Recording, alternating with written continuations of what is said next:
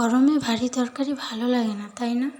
আজকে করছি একদম ঘরোয়া কই মাছের পাতলা ঝোল, যেটা দিয়ে নিমেষে 2 প্লেট ভাত শেষ হয়ে যাবে। প্রথমে কই মাছগুলোকে ভালো করে পরিষ্কার করে ধুয়ে নেব।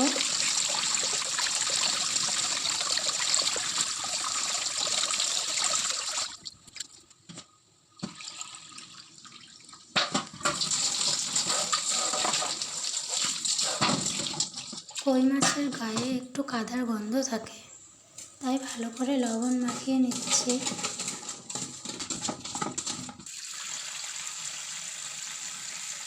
এবার মাছগুলোকে ভালো করে ধুয়ে নেব।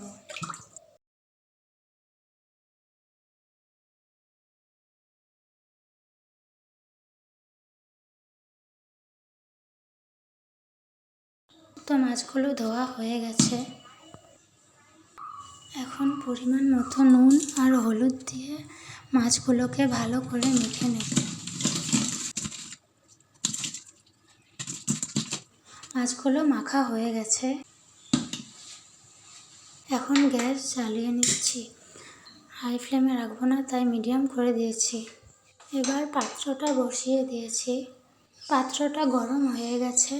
এখন পরিমাণ মতো তেল দিয়ে দিচ্ছি।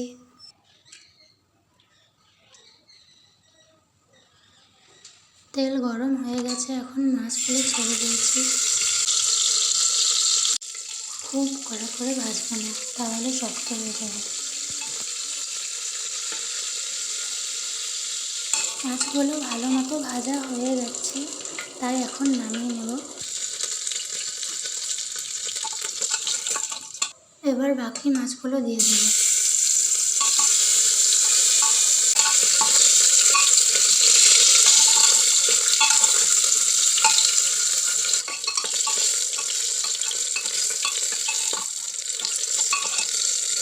এগুলোকে ভালো করে উল্টে পাল্টে ভেজে নিচ্ছি।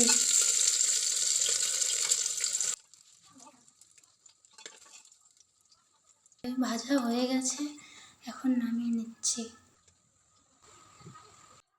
এবার আলু কেটে নেব।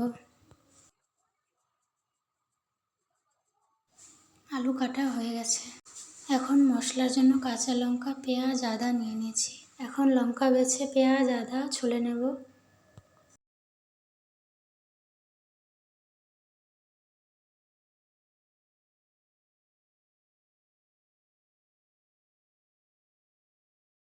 এবার এগুলোকে ভালো করে ধুয়ে নেব।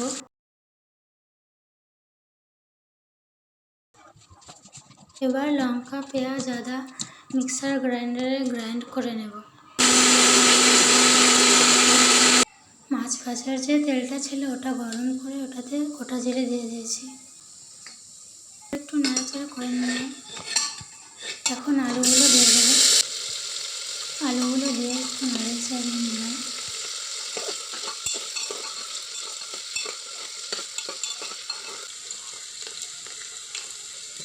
এখন পরিমাণ মতো নুন আর হলুদ দিয়ে নেড়ে চেড়ে নেব।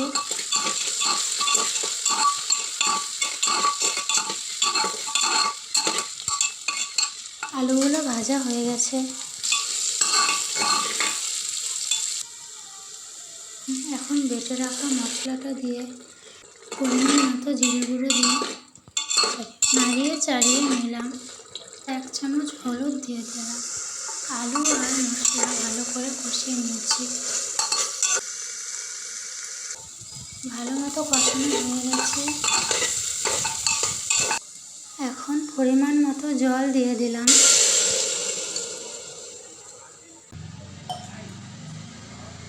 ঝোল ফুটে উঠলে মাছগুলো ছেড়ে দেব। ঝোল ফুটেছে, এখন মাছগুলো দিয়ে দেব। মাছগুলো দিয়ে দিয়েছি। এখন ঝোলটা আর অল্প ফুটলে নামিয়ে নেব। হয়ে গেছে, এখন নামিয়ে নিয়েছি। দেখো কেমন পাতলা ঝোল হয়েছে। গরম গরম ভাতে এই ঝোল হলে আর কিছুই লাগে না। তোমাদের বাড়িতে কই ঝোল কেমন রাঁধে কমেন্টে জানিও কিন্তু। ভালো লাগলে লাইক করে দিও।